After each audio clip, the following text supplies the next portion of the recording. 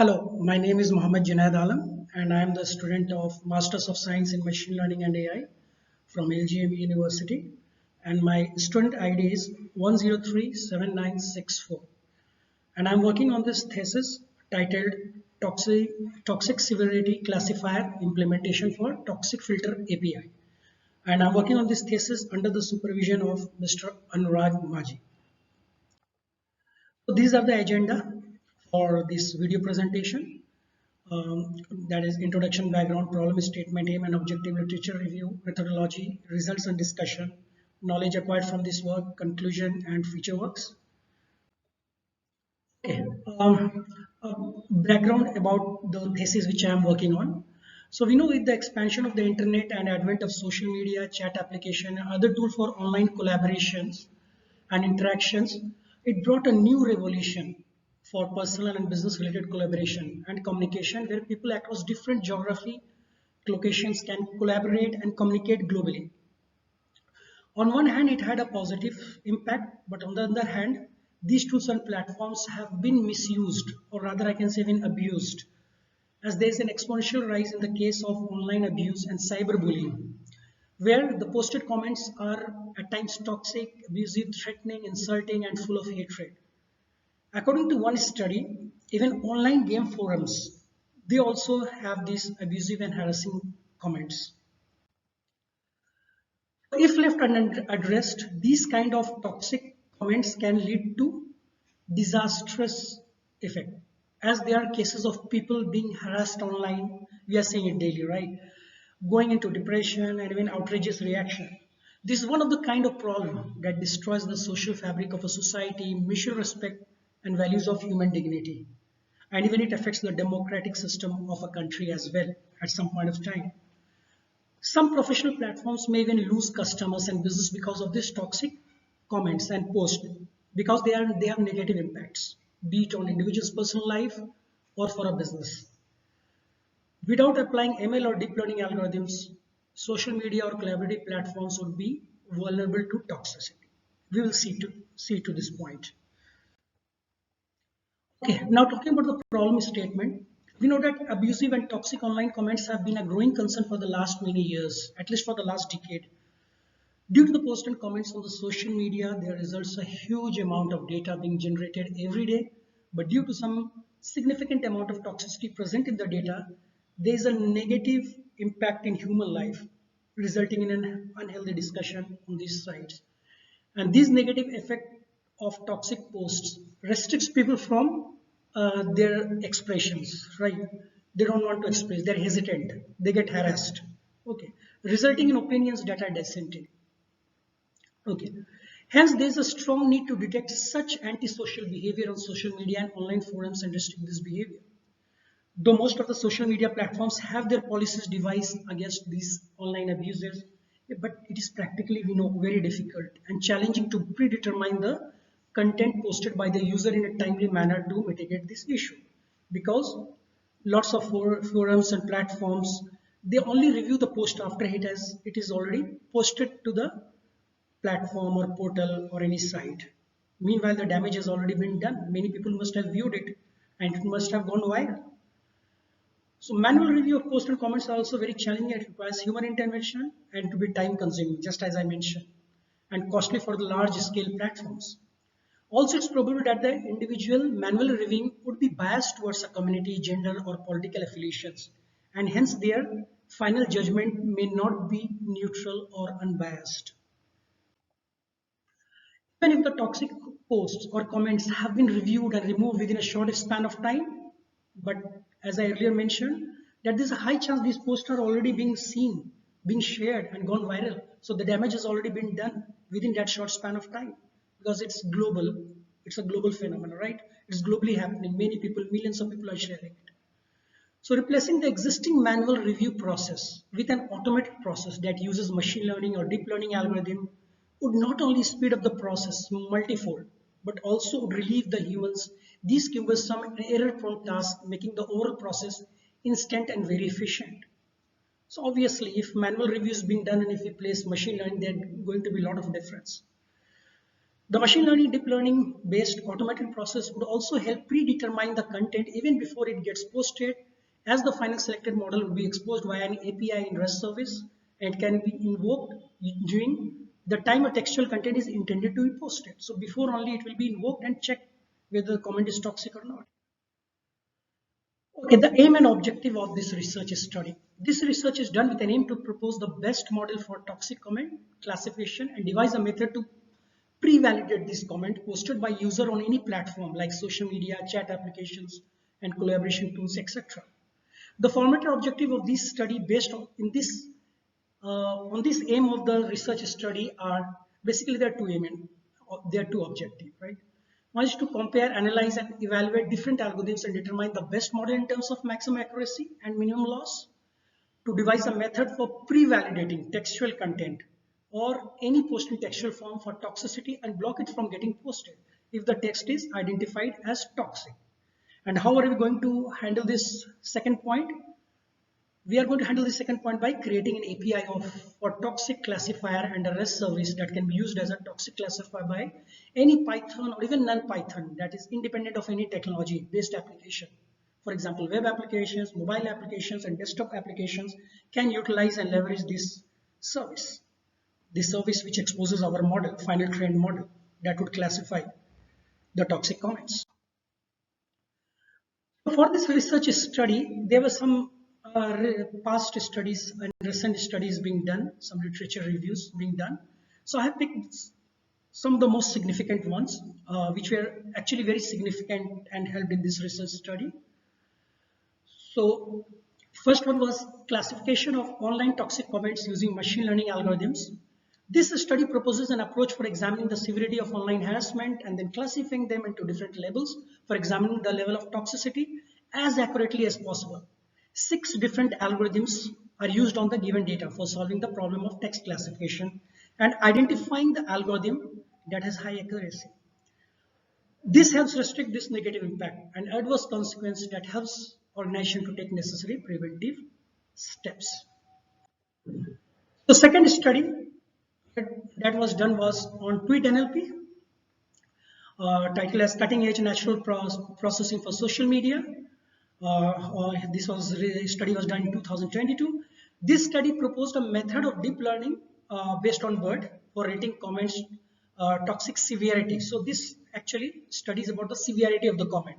So the variation of BERT like RoBERTA and DBERTA, which are backbone based on BERT, were trained for this research study for extracting the embeddings that are contextualized from within the sentences.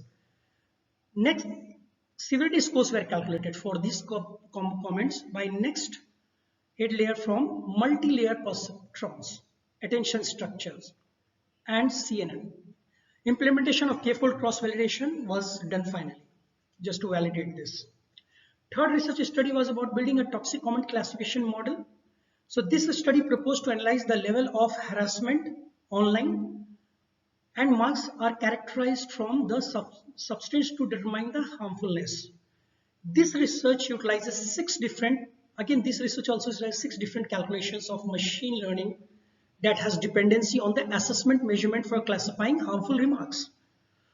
This study focuses on the analysis of how harmful the content and does so with high accuracy as possible to mitigate the negative impact. So basically all are trying to evaluate the models. They are training different models and trying to evaluate it. So this is one of the things common we see in these research studies. The fourth research study was a novel pre-processing technique for toxic comment classification. And in the year 2021, this study was conducted. 2 methods were used in this paper's research to find these underlying toxicities in the comments. The first strategy was to train distinct classifier against each aspect of comment toxicity. And the second strategy approach was the issue that approached the issue as a multi-level classification issue. This study is carried out using different algorithms like naive Bayes, decision trees, and logistic regression. And the fifth study was again based on cooperation with BERT and fast text embeddings for automatic detection of toxic speech. So the proposal of this study was to embed words representation and techniques of deep learning for automated classification of speech toxicity. A multi-class and binary classification is proposed on the concepts taken from Twitter. Two different approaches are taken where it uses the methodology of word embeddings are extracted followed by usage of DNN classifier, and on the first approach, that is the deep neural networks, while in the second approach, a BERT model, which is that was a pre-trained model, okay, is fine-tuned using different hyperparameters. Okay, the final observation in this research study was that BERT fine-tuning performed much better. So based on these literature reviews, like we decided to, like for this research study, it was decided to pick out all the best models, and from those best models pick the best 4 models and train over it. So we picked the 4 best model, that was logistic regression, random forest, BERT and LSTM. Now the question will arise that already when experiments were done, why reinvent the wheel? Why again we are trying to pick the best out of these models? Why can't we simply see the accuracy of these experiments and score and just decide one model and straight away work on it? So the reason was that these models are not trained on all the same data set. We plan to train these best models on same data set, and this data set is the toxic classification data set from Jigsaw, which is there in the Kaggle, and it was prepared by Google, and also like they are taken from the Wikipedia comments. All the toxic comments, these are collated for the research purpose. Okay, so now let's discuss the methodologies. So the methodology used over here is like very common to any NLP process. Like first we will load the data set and understand the data, pre-process the data set, train the model with different algorithms, model evaluation for each trained model using the metrics, like we will see it later on. We use some evaluation metrics like accuracy and Hamming loss, log loss, accepting the model and compare it to determine the best model in terms of loss and accuracy, then conclude the research and then build and wrap the best model to be accessed through API and REST endpoint using Flask, which is the objective of this research. So the diagram also shows the same, whatever steps is noted down here. And for data cleaning and transformation, these are the steps where load the data, remove stop words, comma, full stops and punctuations. This is the data cleaning part, stemming and lemmatization. And then comes the transformation part where we apply appropriate vectorizer. Then we get the pre-processed clean data, because it is very much essential to have a clean data before feeding it to the model for final training. You know, for data understanding, we did lots of studies were done, exploratory data analysis were done, and analysis were done. So here the most significant ones are put on these slides. So we saw that the observation was that this toxic, this data was labeled as it has 6 levels. That is toxic, severe toxic, obscene, threat, insult, and identity hate. And also it was observed that if the value of toxic is 1, it has, all have the binary values, either 0 or 1. So if any of the other toxic are 1, then the value of toxic is 1. Otherwise it is 0. If all of the other toxics are 0, other tags are 0, then toxic is also 0. So that means if the value of all these 6 labels are 0, means data is clean. And if either of them is 1, that means the data is toxic. And this data can have even multiple tags of toxicity, which we'll see later on. Another observation was that this data doesn't has any missing values. So there is no need of any kind of imputation. Also, it was analyzed that the data, the class are imbalanced. As you can see from the graph that lots of data are clean data actually. Only 10%, approx 10%, I won't say exact, of the total comments are actually toxic. So this also needs to be handled, this class imbalance. Otherwise there will be an issue in prediction. Okay, so I'm sorry, I apologize, but I have to put this up. I couldn't mask it because there are some disturbing words out here. But that is the context of our research study. So I hope you excuse this slide. So these are the word cloud, just to check different tags, the clean data and this thing, what are the most frequently occurring words. It is just to visualize that. Then we try to find the correlation between the tags, if there are any correlation. But since these data are binary, so this matrix, this simple Pearson correlation didn't help much. So a confusion matrix or a cross tab was in fact more helpful. So according to this cross tab, the result shows indicates that 144,277 comments have not been classified as either toxic or severe toxic. And if we observe 1595 comments have been classified as both toxic and severe toxic, while 13,609 comments are classified as toxic but not severe toxic. So this gives a better correlation. So analysis of unique word is also done, because in a comment if the number of unique word is less than 30%, then most probably, though it will not be always true, but most probably it is a spam. It is supposed to be spam. So the KD plot and the bar graph were drawn to analyze the total word count and the unique word count, the percentage of unique words present in the comment, and the count of comments that have less than 30% of the unique words. So we see the result of the when we compare it with the clean data and the toxic data or the bad data. Okay. And also leaky features, it is always better to analyze leaky features. So doing some research study, it was also observed that leaky features should also be taken into consideration, because leaky feature may skew the data. So in general term leaky feature is used to describe features that have unintended consequences or side effects and which can cause problems if not identified and addressed. To analyze the leaky features from the given data set, the following approaches were taken, like filter out the text that has no IPs and get common elements, because it was observed that some text even have IPs, IP addresses. If it wasn't compared with the banned IP addresses as well. Filter out the text that has only links and get common elements. Filter out the text that has no users and get common elements. So Venn diagram is the most suitable graph to find the common elements from this. Then data cleaning steps, the common steps for any NLP, like stop words removal, removing of the stop words, then stemming to reduce the word into its stem, lemmatization, all these steps were performed. And finally, data transformation, like we can use different vectorizers, like count vectorizers are there, TF-IDF is there. So for this research study, TF-IDF was found to be more suitable, which is the term frequency and inverse document frequency. Uh, and the formula equation is given over here, like frequency of terms T in document D divided by total terms in document D, that is the term frequency. And inverse document frequency is the logarithm of the total number of documents taken to the total documents, the total documents that have the term Y, okay, term T, sorry. And finally, TF-IDF is nothing but the product of the term frequency and inverse document frequency.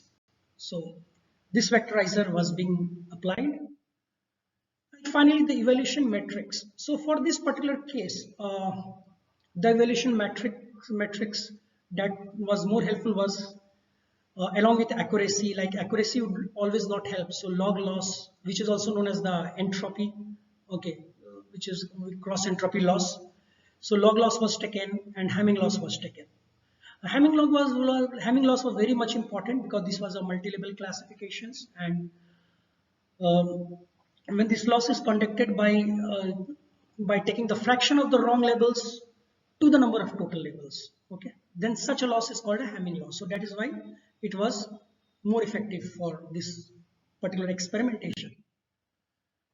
Now coming to result and discussions. So after all these experimentation were done, best model evaluated, and then from the best model, then a final multi-level classifier model was trained. So these slides will discuss what was the result and some discussion around that result, some analysis around that result. So these four models were trained: logistic regression, random forest classifier, LSTM, and BERT.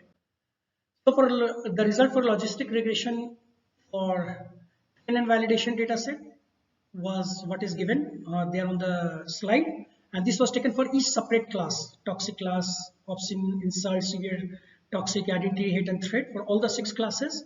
And accuracy and Hamming loss was there also taken for train and validation. Okay, so now moving on to the next slide. Uh, This is for the random forest classifier. This is the similar result for random forest classifier. So for LSTM, we had a loss of 0.08, validation loss of 0.12, validation accuracy of 95%, accuracy of 90.42%, and Hamming loss of 9%. Or in fact, we can say approximately 10%. And for bird, the result was after training on bird, loss was like 0.25, accuracy was 91.32%, and Hamming loss was near about 9%. So comparing all these models on this slide, we can see that logistic regression performs the best because it has a high accuracy and low Hamming loss. So lower the Hamming loss, better the model is. Higher the accuracy, better the model is. So the accuracy is 98.16% and Hamming loss is 1%. So finally, logistic regression model was selected. So now a multi-level classifier was created out of this logistic regression, since this performs the best. So there are several methodologies for multi-level classification. The two methodologies used in this research study were binary relevance and classifier chains. So when these models were trained on this, created and trained on this binary relevance and classifier chains, then the result, interestingly, the results were similar in both the cases, almost similar, because the accuracy in both the cases were 92% and Hamming loss was 2%, which was actually a very good indicator that it's a good model. And after creating this model and converting to a REST API, it was tested using a REST API tester called Postman. So, and any other, instead of Postman, any other API, REST API tester can be taken, like SOAP UI or any kind of, that is perfectly all right. But for this research study, Postman was used. So in Postman, we are hitting that URL where this is deployed in a Flask server. The model is being deployed, the final trail multi-level classifier model is deployed in a Flask server, and the result is given here. So first, this was tested with a clean comment, as it can be seen in the figure, and it is giving a response that this comment is clean. And then another test was done in the same URL, same service, using the same service, with some toxic word. And this word was not from the data set, but just a randomly typed word. And it is giving us 3 tags that this is a toxic comment. So this concluded that the model is working very much fine, as accurate as possible. And so that was the objective of this research study, to create to take the best or train the best out of the model from the model and create a REST API service that can be leveraged by any platform using a textual content as a post, or any collaborative platform or a chat platform. Now, what are the knowledge acquired from this work? So there is a need of predetermining the content, as it is observed that today all the platforms that exist, they do not predetermine the toxicity. Only when the post is it is being posted, the text is posted, and somebody reports it, or somehow it gets identified, reported, then only review is done, and then the post is removed. But meanwhile, lots of damage has been done. So why not have a way where, when the user is intending to post the comment, then and there the automated system that uses a machine learning model would check it and discard the post if it is toxic, and accept it if it is not toxic. So as per the flow explains that when a user is trying to post using any REST API, it will go for the validation against that machine learning model, the multi-level classifier. It will check if this is toxic or not. If it is toxic, it will discard it. If it is not toxic, it will post the comment. So this is one of the knowledge acquired from this work. Now, conclusion and future works. So there can be some enhancement done in the future based on this model.